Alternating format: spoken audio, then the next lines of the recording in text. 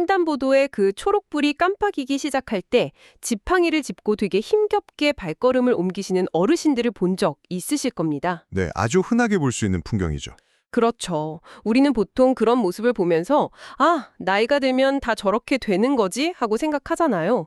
막 중력처럼 피할 수 없는 자연의 섭리라고 여기고요. 맞아요. 일상적으로 노화에 수반되는 신체적 쇠퇴를 일종의 기계적인 마모 현상으로 받아들이는 경향이 짙거든요. 오래 쓴 기계의 톱니바퀴가 닳는 것처럼 인간의 몸도 시간이 지나면 당연히 그렇게 마모되어 간다고 믿는 겁니다. 근데 만약에 그 마모가 당연한 운명이 아니라면 어떨까요? 그게 피할 수 없는 섭리가 아니라 원인을 찾아내고 고칠 수 있는 치료 가능한 상태라면 말이죠. 여러분, 오늘 저희가 함께 뛰어들 이번 심층 탐구의 미션이 바로 여기에 있습니다. 네, 아주 흥미로운 주제입니다. 우리는 단순히 생물학적인 생명을 연장하는 걸 넘어서 얼마나 건강하게 오래 사느냐, 그 건강 수명의 거대한 혁명을 마주하고 있거든요. 사실 오늘 살펴볼 자료들의 면면이 이 혁명의 최전선을 그대로 보여주고 있습니다. 오, 라인업이 엄청나더라고요. 네, 세계적인 학술지 네이처의 최신 기사 2편, 그리고 권위 있는 학술지 셀 시스템 셀의 임상시험 보고서, 거기에 이 모든 것을 미래 의료 현장으로 연결해줄 한국의 최신 의료기술 특허 명세서까지 정말 방대한 스택을 준비했습니다. 자, 이 복잡한 퍼즐들을 하나씩 풀어보죠. 우선 건강 수명을 연장하려면 결국 병을 고칠 약이 필요하잖아요. 그것도 부작용 없이 아주 정확하게 타겟을 명중시키는 그런 약이요. 그렇죠. 여기서 놀랍게도 인공지능이 신약 개발의 룰을 완전히 바꾸고 있다고요? 네, 구글 딥마인드의 스핀오프 기업인 아이소모픽 랩스가 발표한 그 아이소DD라는 인공지능 모델 이야기부터 시작해야겠습니다. 아, 아이소디디예요? 네이처 기사에 따르면 이 모델은 단백질 구조 예측으로 노벨상을 받은 그 유명한 알파폴드 2나 3를 훌쩍 뛰어넘는 수준입니다. 학계에서는 이른바 알파폴드 4급의 도약이라고 부르고 있죠. 아니, 알파폴드 3도 생물학계에서는 엄청난 혁명이라고 들었거든요. 도대체 거기서 무엇을 더 예측한다는 건가요? 그 핵심은 결합 친화도를 예측하는 능력에 있습니다. 결합 친화도요? 네. 기존의 알파폴드가 단백질의 3차원 구조, 그러니까 모양을 알아내는 데 집중했다면요. 이 아이소DD는 그 단백질이 잠재적인 약물이나 항체와 만났을 때 두 물질이 얼마나 단단하게 그리고 물리적으로 얼마나 정확하게 결합하는지를 계산해냅니다. 아, 모양을 아는 거랑 붙어보는 건 다른 거군요. 완전히 다르죠. 분자들은 그냥 가만히 멈춰 있는 게 아니라 끊임없이 움직이고 형태를 바꾸거든요. 그래서 이 결합의 강도를 예측하는 건 엄청나게 복잡한 물리적 연산이 필요합니다. 그렇겠네요. 제가 비유를 한번 해보자면 기존의 AI들이 자물쇠의 내부 구조가 어떻게 생겼는지 도면을 그려주는 수준이었다면 이 아이소DD는 한 번도 본 적 없는 완전히 새로운 열쇠를 가져와서 이 열쇠가 그 자물쇠에 얼마나 뻑뻑하게 혹은 부드럽게 딱 들어맞을지까지 컴퓨터 안에서 시뮬레이션 해버린다는 거네요. 와, 정확한 비유입니다. 그러니까 물리적으로 약을 합성해서 실험실의 샬레 위에서 수만 번 테스트해보는 과정을 그냥 생략해버리는 겁니다. 진짜 혁명적이네요. AI가 가상 공간에서 가장 완벽하게 들어맞는 열쇠를 찾아내는 거죠. 오픈소스 모델인 볼치2나 기존의 복잡한 물리 기반 방법들보다 이 결합 친화도를 훨씬 빠르고 정확하게 계산해냈습니다. 근데 여기서 약간 이상한 점이 있습니다. 알파폴드는 과학계 발전을 위해서 논문도 내고 코드를 공개해서 박수를 받았잖아요. 네, 그랬었죠. 제가 알기로 이번 아이소디디에는 그 비밀 소스를 철저하게 숨기고 있거든요. 논문에도 도대체 어떻게 이런 압도적인 결과를 냈는지 핵심적인 수학적 기전이나 데이터는 쏙 빠져 있다면서요. 인류의 건강 수명을 늘려려면 이걸 다 공개해야 맞는 거 아닌가요? 사실 바로 그 지점에서 현재 제약산업의 냉혹한 상업적 현실이 드러납니다. 상업적 현실이요? 네, 엄청난 컴퓨팅 능력, 방대한 데이터, 그리고 고도화된 알고리즘의 결합이 이제 단순한 학문적 성취를 넘어서 막대한 상업적 가치를 지니기 시작했기 때문입니다. 아, 돈이 된다는 거군요. 엄청난 돈이 되죠. 아이소모픽 랩스는 이미 존스앤존슨, 일라이 릴리, 노바티스 같은 거대 글로벌 제약사들과 수십억 파운드, 우리 돈으로 수조 원 규모의 계약을 맺었습니다.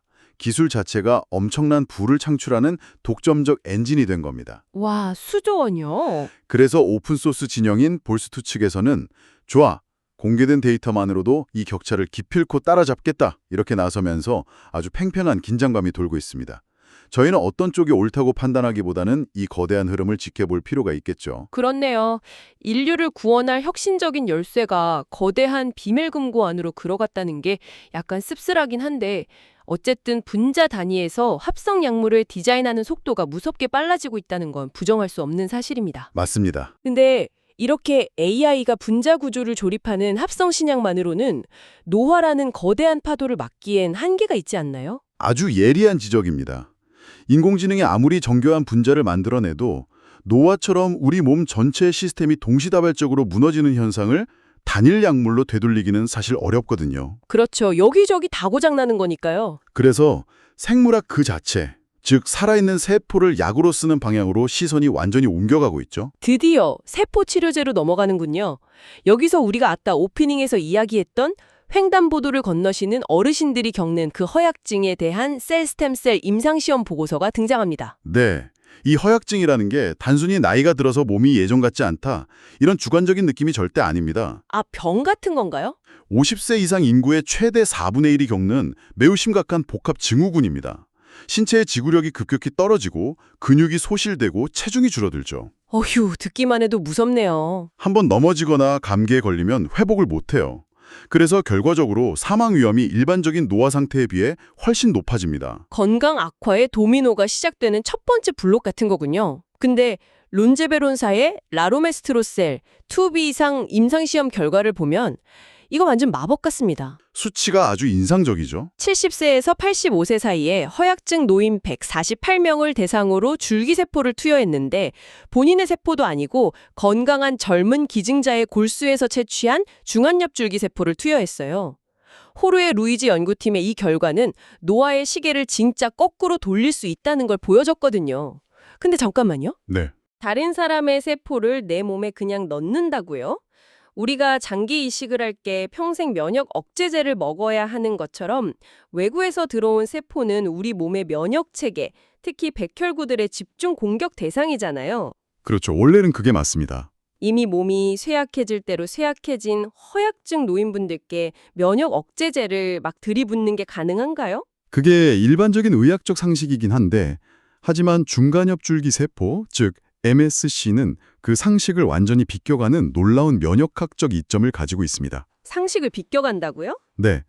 우리 몸의 면역세포들은 외부 침입자를 인식할 때 그 세포 표면에 있는 특정 단백질을 보고 아, 이거 적군이구나 하고 피하식별을 하거든요. 네네. 근데 이 MSC는 표면에 그 면역 체계를 자극하는 단백질을 거의 가지고 있지 않아요. 일종의 스텔스 전투기처럼 레이더에 걸리지 않고 몸 안으로 그냥 잠입하는 겁니다. 와, 레이더를 피하는 스텔스 줄기세포라니? 그럼 공격을 안 받겠네요? 맞아요. 그래서 강력한 면역 억제제 없이 그냥 정맥 주사로 투여해도 심각한 거부 반응이 일어나지 않습니다. 임상시험에서도 발열이나 발진 같은 부작용이 위약군하고 전혀 차이가 없었습니다. 정말 경이롭네요. 근데 투여 결과는 더 놀랍더라고요. 주사를 맞고 9개월이 지났을 때 가장 고용량인 2억 개의 세포를 맞은 그룹은 6분 동안 걷는 거리가 가짜 약을 맞은 그룹에 비해 무려 63.4m나 늘어났다고 나와 있어요. 이 6분 보행 검사라는 게 환자의 심폐기능하고 근력을 종합적으로 평가하는 가장 확실한 지표거든요. 아, 6분 동안 얼마나 걷는지 보는 거군요. 네, 63m라는 수치가 건강한 사람한테는 뭐 별거 아닌 짧은 거리로 보일진 몰라도 허약증 환자에게는 집안에서 화장실을 혼자 갈 수 있느냐 없느냐, 횡단보도 신호가 끝나기 전에 길을 다 건널 수 있느냐를 결정짓는 생존의 거리입니다. 와, 생존의 거리, 삶의 질 자체가 완전히 달라지는 거네요. 그렇습니다. 환자들 스스로 느끼는 신체 기능 점수도 뚜렷하게 좋아졌고요. 더 중요한 건 허약증 등급의 개선율입니다. 위약군은 겨우 14.8%만 상태가 나아진 반면에 세포 투여군은 무려 30.8%가 허약증 상태에서 벗어났어요. 2배가 넘죠. 이 정도 결과면 당장이라도 상용화가 되어서 병원에서 맞을 수 있어야 할 것 같은데 여전히 규제라는 장벽이 앞을 턱 막고 있다면서요? 네, 여기서 아주 역설적인 상황이 발생합니다. 미국 FDA나 유럽의 규제 당국은 아직 이 허약증 자체를 공식적인 질병 코드로 인정하지 않고 있습니다. 병이 아니라고요? 이렇게 아픈데? 그저 나이가 들면 겪는 자연스러운 노화의 한 과정이다. 이렇게 보는 시각이 아직 지배적인 거죠. 그래서 아무리 훌륭한 허약증 치료제가 나와도 허약증을 치료했다는 것만으로는 승인을 받을 수가 없어요. 어머나. 이 약을 맞았더니 낙상 사고가 몇 퍼센트 줄었다거나 수술 후 생존율이 높아졌다. 이런 식으로 이미 존재하는 다른 질병의 결과값을 우회해서 증명해야 하는 아주 복잡한 규제적 장벽이 존재합니다. 와, 법과 제도가 과학의 속도를 전혀 못 따라가고 있는 거네요. 병을 고치는 약은 기가 막히게 나왔는데 그 병에 이름표가 없어서 약을 팔지를 못한다니요. 안타까운 현실이죠. 그렇다면 도대체 이 젊은 줄기세포가 노인의 몸 안에서 무슨 일을 했길래 걷는 거리가 극적으로 늘어난 걸까요? 과학은 마법이 아니니까 우리 그 기전을 깊이 한번 파헤쳐보죠. 좋습니다. 노인 허약증의 바탕에 깔려있는 핵심적인 병태 생리는 바로 염증성 노화입니다. 염증성 노화요? 네, 나이가 들면 몸속에서 불완전하게 연소된 찌꺼기들이 쌓이면서 아주 약한 불씨처럼 만성적인 염증이 계속 타오릅니다. 이 만성염증이 혈관을 둘러싼 내피세포의 기능을 망가뜨리고 결국 근육으로 가는 산소와 영양분 공급이 뚝 끊기면서 몸이 쇠약해지는 구조거든요. 아, 피가 안 통하니까 근육이 마르는 거군요. 맞습니다. 그래서 임상연구팀과 함께 준비된 한국의 특허 명세서를 보면 여기서 결정적인 역할을 하는 바이오마커들을 아주 정확하게 특정해냈습니다. TI2, STI2, 그리고 MMP14 같은 단백질들입니다. 용어들이 갑자기 확 복잡해지죠. 여러분, 제가 이걸 우리에게 익숙한 건축물에 한번 비유해 볼게요. 네, 기대되네요. 혈관 내벽에 돋아나 있는 TI2라는 수용체를 혈관이 무너지지 않게 튼튼하게 잡아주는 일종의 통신 안테나라고 상상해 보세요. 아주 좋습니다. 근데 노화가 진행되고 염질이 막 생기면 MMP14라는 단백질 분해 효소가 미쳐 날뛰기 시작하는 거예요. 이 녀석은 안테나를 마구 잘라버리는 가위나 녹 같은 존재죠. 네네. 그리고 그 잘려나간 안테나의 파편들이 쓰레기처럼 혈액을 막 둥둥 떠다니게 되는데 그 파편이 바로 STI2, 즉 가용성 TI2인 겁니다. 제 비유 어떤가요? 와, 아주 명확하고 완벽한 비유입니다. 자, 그럼 환자의 혈액을 뽑아서 검사했을 때 그 잘려나간 안테나의 파편, 즉 STI2 수치가 높게 나온다는 건 무엇을 의미할까요?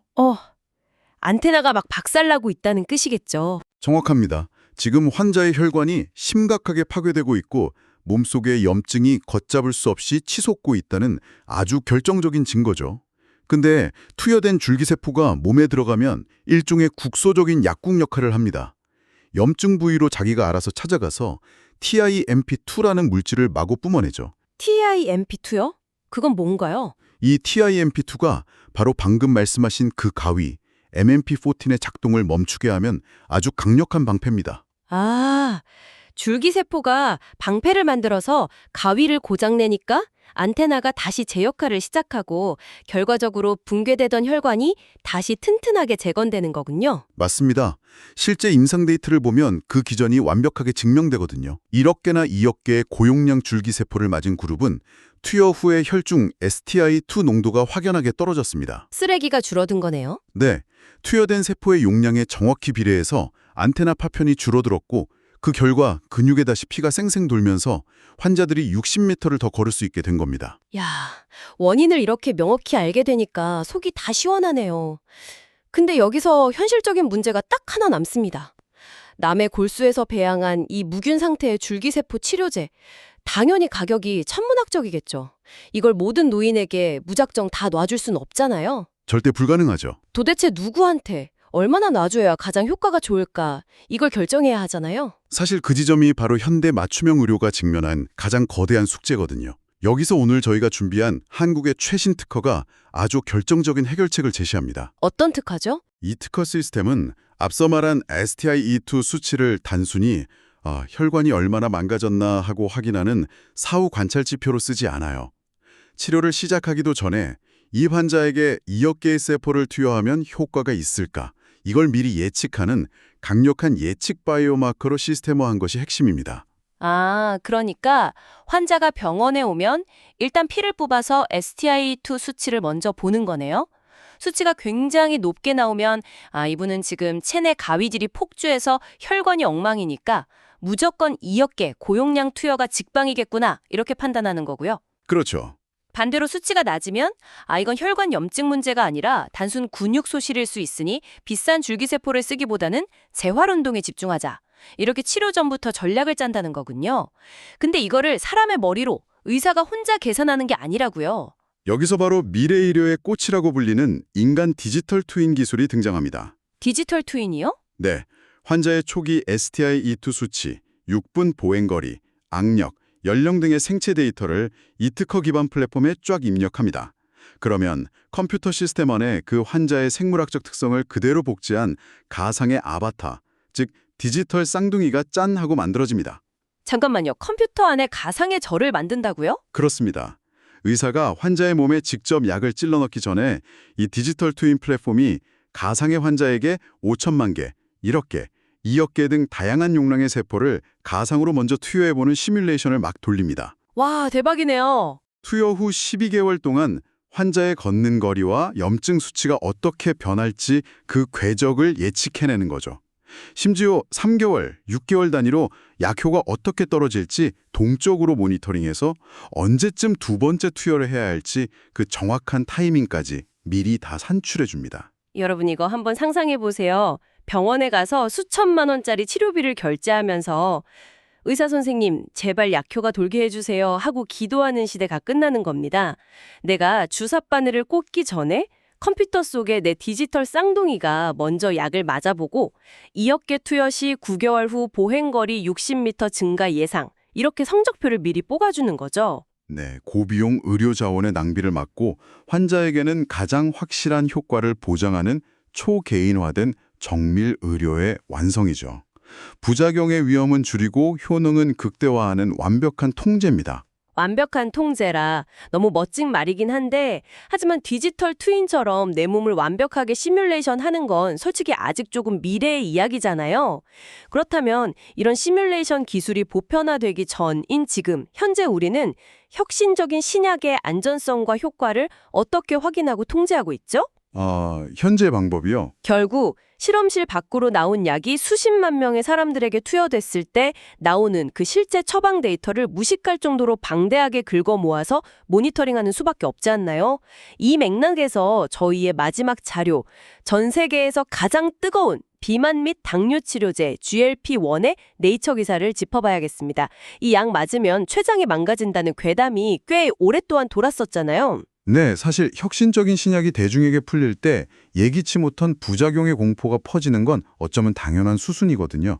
그래서 사후 데이터 모니터링, 즉 약물 감시가 절대적으로 중요한 것이고요. 네이처에 실린 이 대규모 데이터 분석 결과는 그런 면에서 매우 흥미롭고 또 다행스럽습니다. 결과가 어떻게 나왔나요? 무려 8만 2천 명의 GLP-1 약물 복용자와 동일한 숫자의 비복용자 데이터를 철저하게 비교 분석했습니다. 결론은 양측 그룹 간의 췌장염 발생률에 유의미한 차이는 없었다는 겁니다. 정말 다행이네요. 약이 원인이 아니었다니.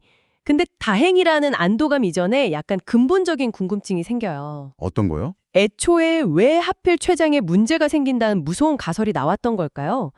GLP-1은 식욕을 억제해서 살을 빼주는 약인데 위장도 아니고 소장도 아니고 췌장이 망가진다는 게 기전상 잘 연결이 안 되거든요. 그 의문을 푸는 게 생물학적 메커니즘을 이해하는 핵심입니다.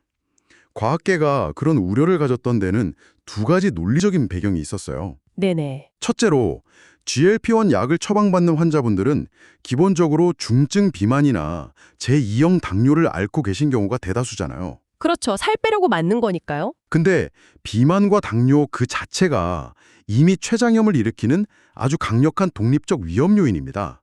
그러니까 약 때문이 아니라 질환 자체의 배경 위험이 원래 높았던 거죠. 애초에 췌장염에 걸릴 확률이 높은 분들이 약을 맞고 있었던 거군요. 착시 현상 같은 거네요. 두 번째 이유는요? 두 번째 기전이 훨씬 더 흥미롭습니다. 이 약물의 강력한 효과로 인해서 급격한 체중 감량이 일어나면요. 우리 몸의 담낭에서 담즙이 막 농축되면서 담석이 매우 쉽게 생깁니다. 담석이요? 돌멩이 같은 거요? 네, 이 단단한 돌멩이 같은 담석이 담관을 타고 슬슬 내려오다가 췌장과 연결된 그 가느다란 췌관의 입구를 꽉 막아버릴 수 있어요. 헉. 그러면 췌장에서 분비된 소화효소가 밖으로 빠져나가지 못하고 췌장 내부를 스스로 막 소화시켜버리는 급성 췌장염이 발생하게 되는 겁니다. 세상에. 약 성분이 직접 췌장 세포를 독성으로 공격한 게 아니었군요. 살이 극적으로 빨리 빠지면서 생긴 물리적인 담석이 관을 막아버린 일종의 연쇄적인 나비 효과였네요. 그렇습니다. 인간의 생물학적 네트워크가 얼마나 복잡하게 얽혀 있는지 보여주는 아주 완벽한 사례죠. 게다가 최근 영국에서는 GLP-1 복용 중에 실제로 췌장염을 겪은 55명의 특이 케이스를 모아서 유전적 요인을 연구하고 있습니다. 55명이요? 네. 약물 자체가 원인이 아니라면 특정한 유전자 변이를 가진 사람들만이 이 연쇄적인 부작용 메커니즘에 유독 취약할 수 있다는 가설을 검증하는 겁니다. 그 영국의 연구 사례를 들으니까 오늘 저희가 다룬 모든 이야기의 퍼즐이 하나로 쫙 맞춰지는 기분입니다. 결국 모든 인간의 몸은 다르고 누군가에겐 기적의 명약이 다른 누군가에겐 예기치 못한 부작용의 방아쇠가 될 수 있다는 거네요. 맞습니다. 우리가 이 방대한 처방 데이터를 추적하고 모니터링하는 이유도 결국은 아직 완벽하지 않은 디지털 트윈을 대신해서 이 예측 불가능성을 통제하기 위한 거고요. 아주 정확한 통찰입니다. 인공지능이 분자 구조의 결합 친화도를 계산하는 ISODD부터 또 면역 거부 반응을 피해 혈관을 재건하는 줄기세포, 그리고 STI2 파편을 추적해내 내 몸의 아바타를 만드는 디지털 트윈, 마지막으로 16만 명의 데이터를 뒤져서 기전을 밝혀내는 GLP-1 모니터링까지 이 모든 혁신의 최종 목적지는 단 하나입니다. 그게 뭔가요? 불합실성으로 가득 찬 인간의 생물학적 한계를 통제하고 당신이라는 개인에게 가장 완벽한 단 하나의 정답을 찾아내는 것입니다. 야, 오늘 우리는 참 깊고 먼 여정을 다녀왔습니다. 여러분이 방금 들으신 이 이야기들은 복잡한 의학 논문이나 특허 문서의 단순한 요약이 절대 아닙니다. 이것은 멀지 않은 미래에 어쩌면 당장 몇 년 뒤에 여러분 자신이나 여러분의 부모님이 병원에 갔을 때 어떤 방식으로 진단을 받고 어떻게 나이 들어갈 것인지를 보여주는 아주 구체적인 예고편입니다. 맞습니다. 건강 수명을 향한 인류의 지도는 이미 새로 그리고 아주 빠르게 그려지고 있으니까요. 자, 이제 오늘 심층 탐구를 슬슬 마무리할 시간인데요. 늘 그렇듯 오늘 쏟아진 방대한 지식들을 덮기 전에 여러분이 일상으로 돌아가 조용히 곱씹어 볼 만한 새로운 화두를 하나 던져주시죠. 네, 오늘 디지털 트윈 이야기를 나누면서 저는 조금 결이 다른 생각을 해봤습니다. 어떤 생각인가요? 머지않은 미래에 컴퓨터성 나의 디지털 쌍둥이가 내 몸의 노화 궤적을 실시간으로 시뮬레이션해서 당신은 11개월 뒤에 관절의 염증 수치가 임계점을 넘어 걸을 수 없게 됩니다. 그러니 다음 달에 줄기세포 주사를 맞으십시오. 이렇게 정확한 생물학적 파산 선고를 미리 내려준다고 한번 가정해 봅시다. 어우, 상상만 해도 기분이 묘하네요. 생체 데이터를 기반으로 내 몸의 유통기한을 내가 분단위로 알게 되는 셈이죠. 그렇다면 자신의 신체가 언제 어떻게 무너질지 완벽하게 예측하고 통제하는 세상에서 과연 우리는 스스로를 삶을 경험하는 인간으로 느끼게 될까요? 아니면 단지 고장난 부품을 갈아 끼워야 하는 기계의 관리자로 여기게 될까요? 모든 불확실성이 사라진 완벽한 통제의 삶은 과연 우리에게 축복일지 한번 질문해보고 싶습니다. 와, 내 몸의 생물학적 유통기한을 미리 알게 되었을 때의 심리적 변화라니 기술의 진보가 가져올 철학적인 충격이 확 와닿네요. 불확실성이 사라진 삶이 과연 생명으로서의 의미를 더 풍성하게 만들지 아니면 우리를 끊임없는 유지보수의 굴레에 가둘지 여러분의 생각은 어떠신가요? 각자의 마음속에 이 묵직한 질문을 품어보시길 바라면서 오늘의 대화는 여기서 마칩니다. 여러분, 다음 심층 탐구에서 뵙겠습니다.